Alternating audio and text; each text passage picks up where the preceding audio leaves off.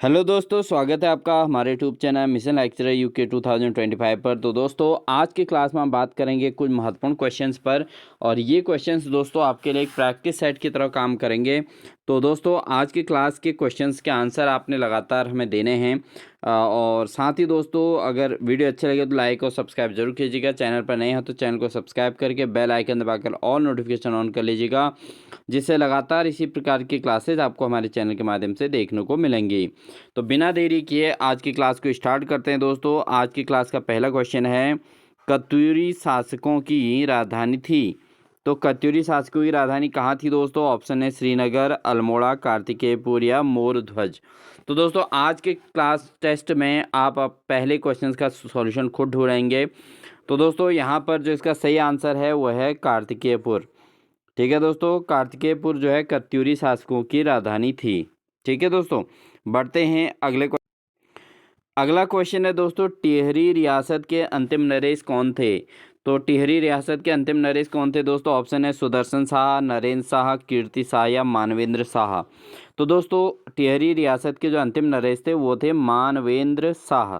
मानवेंद्र शाह दोस्तों टिहरी रियासत के अंतिम नरेश के रूप में जाने जाते हैं। अगला क्वेश्चन है दोस्तों, उत्तराखंड में शिवालिक श्रेणियों के दक्षिण में स्थित भ्रंश रेखा को कहा जाता है। तो दोस्तों, उत्तराखंड में जो शिवालिक श्रेणियों में के दक्षिण में जो भ्रंश रेखा हैं उनको क्या कहा जाता है? ऑप्शन है आपके पास हिमालय पार भ्रंश, मुख्य मध्य भ्रंश या मुख्य सीमा भ्रंश या हिमालयी अग्र भ्रंश। तो क्या कहा जाता है दोस्तों इनको? तो इनको कहा जाता है हिमालयी अग्रभ्रंश। ठीक है दोस्तों, क्या कहा जाएगा? हिमालयी अग्रभ्रंश कहा जाता है शिवालिक श्रेणियों के दक्षिण में स्थित भ्रंश रेखाओं को। ठीक है दोस्तों, बहुत इंपॉर्टेंट है, इसको नोट भी कर लीजिएगा। और कोई भी क्वेश्चन जब पढ़ा जा रहा है दोस्तों, उसके आंसर को आप पहले ऑप्शन को सुनते हुए आंसर देने का प्रयास जरूर करेंगे।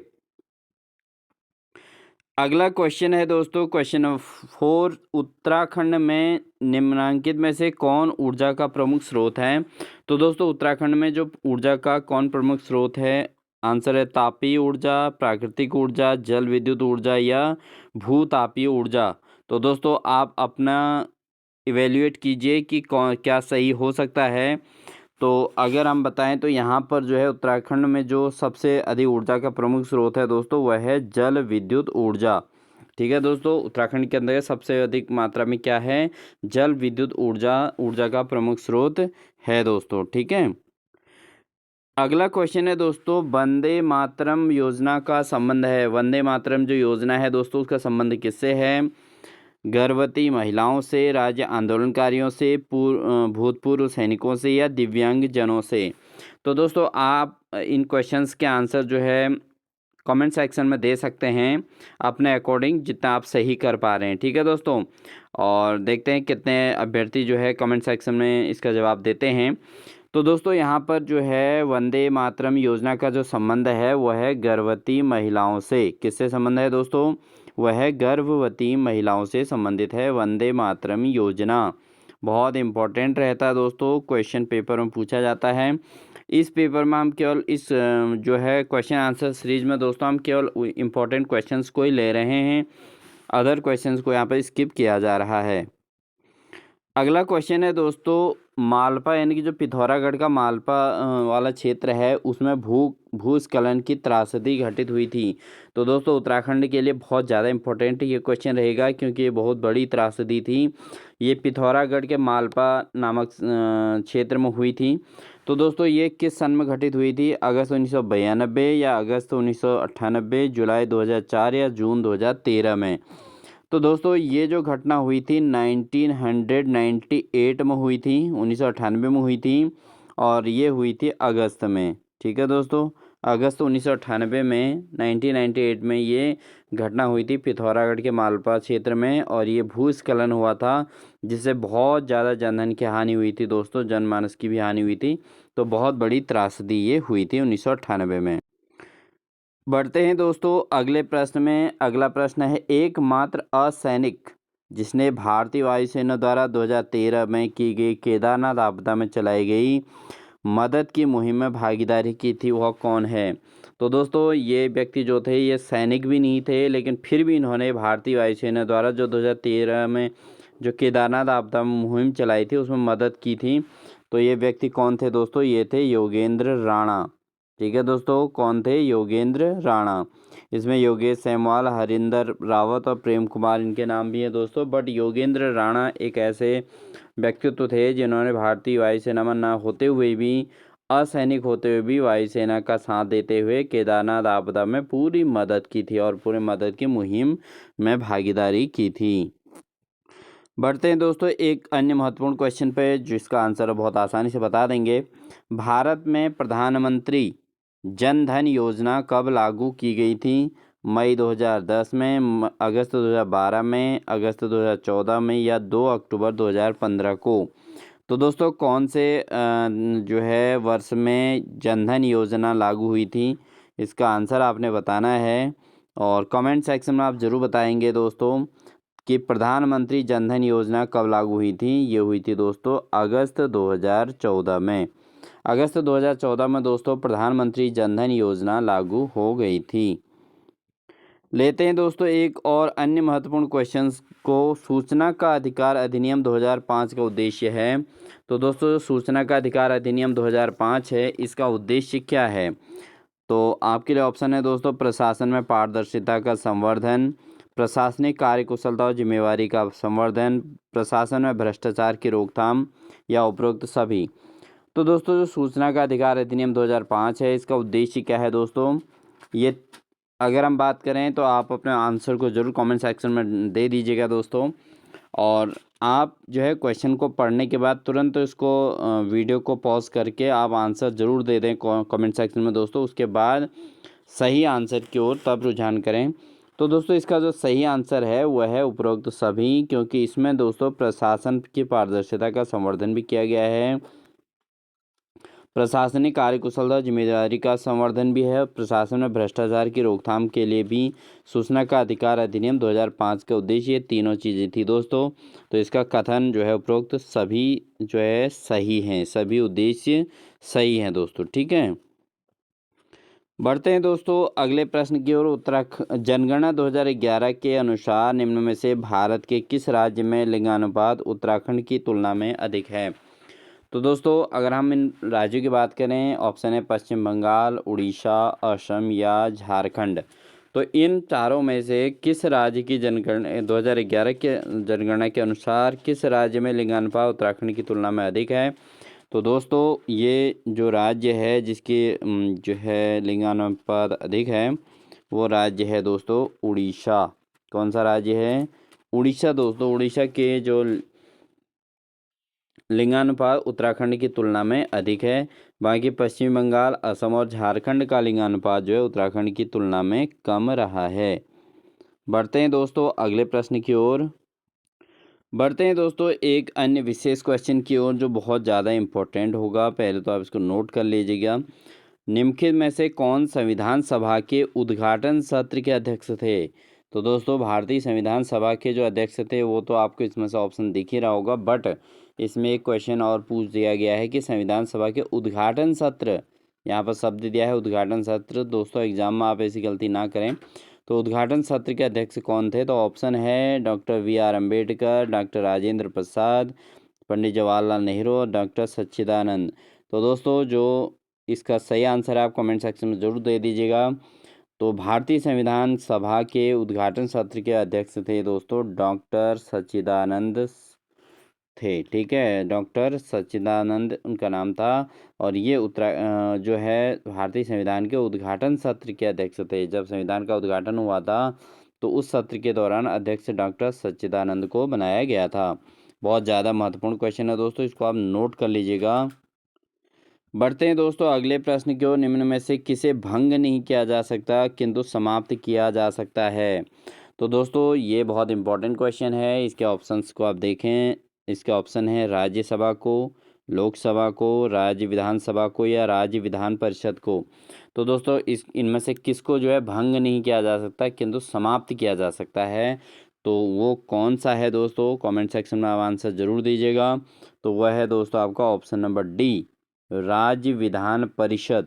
राज्य विधान परिषद एक ऐसी होती है दोस्तों जिसको भंग नहीं किया जा सकता, लेकिन पूरी तरीके से समाप्त किया जा सकता है।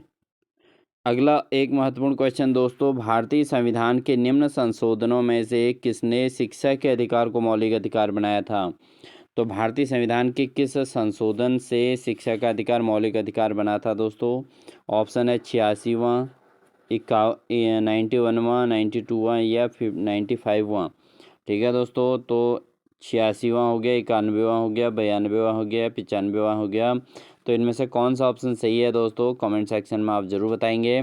तो भारतीय संविधान के संशोधन में से शिक्षा के अधिकार को मौलिक अधिकार जो बनाया गया था दोस्तों, वह है 86, 86वें यानी कि 86th जो है संशोधन हुआ था दोस्तों, उसके द्वारा शिक्षा के अधिकार को मौलिक अधिकार बना दिया गया था। अगला एक और अन्य महत्वपूर्ण क्वेश्चन है दोस्तों, भारतीय संसद बनी है, तो भारतीय संसद किससे बनी है दोस्तों? लोकसभा और राज्यसभा से, राष्ट्रपति लोकसभा और राज्यसभा से, लोकसभा राष्ट्रपति और मंत्रिपरिषद से, लोकसभा राज्यसभा राष्ट्रपति और मंत्रिपरिषद से। तो दोस्तों जो भारतीय संसद बनी है वो किन चीज़ों से मिलकर बनी है? क्या क्या चीज़ें भारतीय संसद के अंतर्गत हैं? तो दोस्तों ऑप्शन आपके पास चारों आपके सामने हैं, आप सही आंसर को ज़रूर बता दें कमेंट सेक्शन में, उसके बाद हम सही आंसर आपको देते हैं। तो भारतीय संसद बनी है दोस्तों इन 3 चीज़ों से, राष्ट्रपति से, लोकसभा और राज्यसभा। तो लोकसभा, राज्यसभा और राष्ट्रपति ये तीनों मिलकर दोस्तों जो है भारतीय संसद का निर्माण करते हैं। ठीक है, तो भारतीय संसद के 3 सदस्य कौन हैं? लोकसभा, राज्यसभा और राष्ट्रपति। ठीक है दोस्तों, अगला क्वेश्चन है दोस्तों कि किसी भी क्रिकेट विश्व कप में दोहरा शतक बनाने वाले प्रथम व्यक्ति कौन हैं?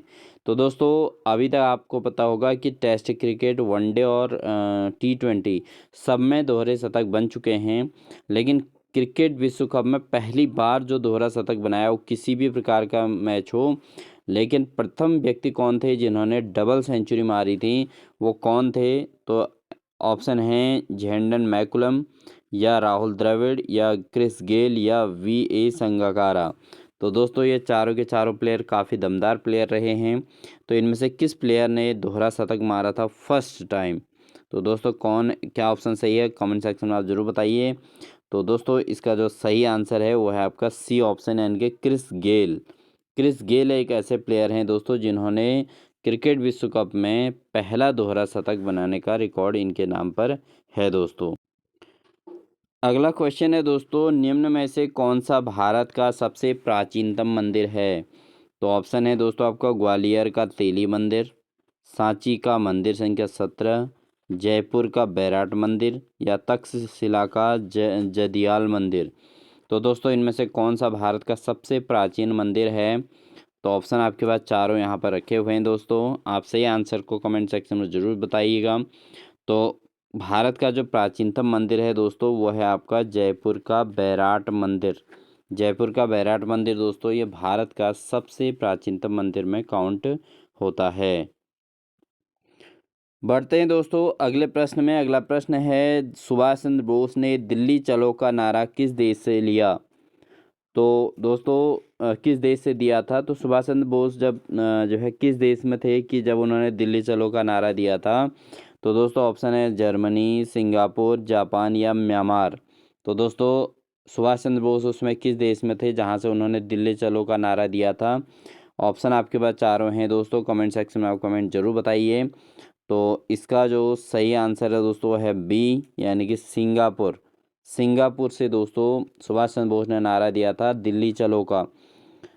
सुभाष चंद्र बोस दोस्तों एक बहुत बड़े क्रांतिकारी देशभक्त और जो है स्वतंत्रताविद रहे हैं भारत के लिए।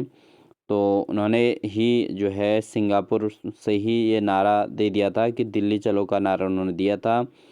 देश को स्वतंत्र कराने में इनका बहुत बड़ा योगदान रहा है दोस्तों। बढ़ते हैं दोस्तों अगले प्रश्न में। 2011 की जनगणना के अनुसार उत्तराखंड का सर्वाधिक जनसंख्या वाला जिला कौन सा है? तो 2011 की जनगणना के अनुसार दोस्तों उत्तराखंड का सबसे अधिक जनसंख्या वाला जिला कौन सा है? तो आंसर है चंपावत, रुद्रप्रयाग, हरिद्वार या देहरादून। इन चारों में से कौन सा आंसर सही है दोस्तों, कमेंट सेक्शन में आप आंसर ज़रूर दे दीजिए और फिर हम इसका जो है आंसर डिक्लेयर करते हैं। तो जब 2011 में जनगणना हुई थी दोस्तों, उत्तराखंड में सबसे अधिक जनसंख्या और सबसे कम जनसंख्या वाले जिले वहाँ निर्धारित हुए थे। तो सबसे अधिक जनसंख्या वाला जिला कौन सा है दोस्तों, वह है आपका ऑप्शन नंबर सी, यानी कि हरिद्वार। तो हरिद्वार की जनसंख्या सबसे अधिक पाई गई थी 2011 की जनगणना के अनुसार। बढ़ते हैं दोस्तों अगले प्रश्न में, ओबरा बांध किस नदी पर बनाया गया है। तो ओबरा बांध के लिए किस नदी पर बनाया गया है दोस्तों, ऑप्शन है सोन नदी पर, गोमती नदी पर, रिहंद पर या कोसी पर। तो दोस्तों जो ओबरा बांध है किस नदी पर बनाया गया है, आपके पास ऑप्शन है सोन नदी, गोमती नदी, रिहंद नदी या कोसी नदी। तो दोस्तों जो ओबरा बांध बनाया गया है वो कहाँ पर बनाया गया है, वो बनाया गया है रिहंद पर। कौन सी नदी पर, रिहंद नदी पर ओबरा बांध बनाया गया है। और आप कमेंट सेक्शन में हमारा ज़रूर आंसर दे रहे होंगे दोस्तों आप सोच रहे होंगे कि यहाँ पर क्वेश्चन जो है नंबरिंग काफ़ी डिफरेंस आ रही है। दोस्तों यहाँ पर हम केवल उन्हीं क्वेश्चंस को ले रहे हैं जो एग्ज़ाम के व्यू से बहुत इम्पोर्टेंट हैं और साथ ही आज हम जो है यहाँ पर टेस्ट सीरीज़ के तौर पे इस क्वेश्चन को ले रहे हैं। तो इसलिए जो है कुछ ही क्वेश्चन को, सिलेक्टेड क्वेश्चंस को यहाँ पर क्वेश्चन पूछे जा रहे हैं। ठीक है दोस्तों, बढ़ते हैं दोस्तों अगले प्रश्न में, भारत में सर्वाधिक रबड़ उत्पादन करने वाला राज्य कौन सा है। तो रबर उत्पादन करने वाला सबसे ज़्यादा रबर उत्पादन कहाँ होता है दोस्तों, ऑप्शन है कर्नाटक, केरल, तमिलनाडु या पश्चिम बंगाल। तो दोस्तों कहाँ पर रबर का उत्पादन सबसे ज़्यादा होता है, ये होता है दोस्तों केरल में। कहाँ होता है, ऑप्शन नंबर बी सही है दोस्तों, केरल में सबसे ज़्यादा रबर का उत्पादन होता है। बढ़ते हैं दोस्तों एक और इम्पोर्टेंट क्वेश्चन पे, मैकमोहन रेखा मध्य में है। तो मैकमोहन रेखा किनके मध्य है दोस्तों, ऑप्शन है भारत और पाकिस्तान के, भारत और बांग्लादेश के, भारत व चीन के, भारत और म्यांमार के। तो मैकमोहन रेखा किनके मध्य स्थित है दोस्तों, तो आंसर आपने कमेंट सेक्शन में दे दिया होगा। तो मैकमोहन रेखा दोस्तों यह है भारत और चीन के मध्य, भारत और चीन के मध्य है दोस्तों मैकमोहन रेखा। इसके अलावा भारत और बांग्लादेश के मध्य कौन सी रेखा है, कमेंट सेक्शन में बताएंगे। भारत और पाकिस्तान के बीच भी कौन सी है उसको भी ज़रूर बताएंगे। भारत और म्यांमार के बीच कौन सी रेखा है बीच में, उसको भी आप कमेंट सेक्शन में ज़रूर बताएंगे दोस्तों। ठीक है, तो मैकमोहन रेखा जो है वो भारत और चीन के मध्य है। अन्य भी रेखाएँ हैं जिनकी जानकारी मैं आपको यहाँ पर नहीं दे रहा हूँ दोस्तों, आप कमेंट सेक्शन में आप खुद सर्च करिए, जिससे आपके अंदर एक क्रिएटिविटी आएगी और आप अपने प्रिपरेशन को और मजबूत कर पाएंगे। ठीक है दोस्तों, बढ़ते हैं दोस्तों अगले प्रश्न में, निम्न में से कौन सा क्षेत्र धान का कटोरा कहलाता है। तो धान का कटोरा कौन से क्षेत्र को कहते हैं दोस्तों, ऑप्शन है गंगा सिंधु मैदानी क्षेत्र, उत्तरी पूर्वी क्षेत्र या कृष्णा गोदावरी डेल्टा क्षेत्र या केरल तथा तमिलनाडु। तो कौन सा क्षेत्र धान का कटोरा कहलाता है दोस्तों, वो है आपका कृष्णा गोदावरी डेल्टा क्षेत्र। कृष्णा गोदावरी का जो डेल्टा क्षेत्र है दोस्तों, इसे धान का कटोरा कहा जाता है।